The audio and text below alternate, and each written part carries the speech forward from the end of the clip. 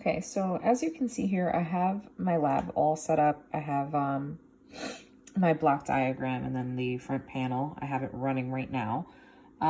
So basically what's going to happen is the temperature, the thermistor is going to pick up the temperature, and all of that data is going to run through this program. So it's accepting the analog data, right? So basically the temperature, and it runs it through, and we go into our formula node.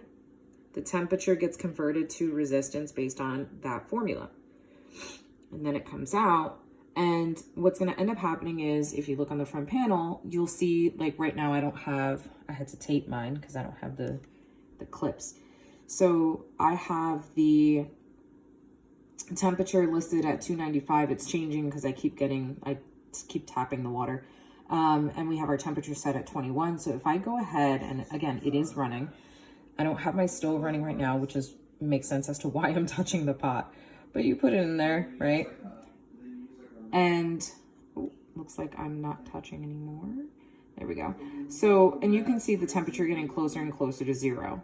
Now I'm using a little pot. So the water, because it's less surface area, since it's not spread out, it's going to take a lot longer to get to boiling. But ultimately, I'm going to hold this over here, right? And the temperature is going to change accordingly. And even now, I just put it down on the stove, and it is picking up environmental, like outside temperature, just the atmospheric temperature that's in the room. So all of that is going to pick up, and then eventually, I'm actually going to turn my stove on right now.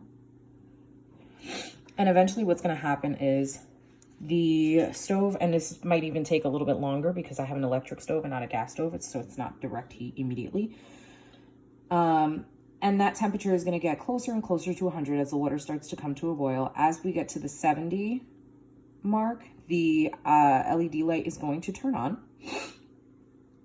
And this whole program is going to help us get all the readings from this. And we'll see the values and everything change accordingly, right? So again, I'm probably going to be putting on a oven mitt because this is going to get really hot. Okay, so that's how I'm going to complete my lab.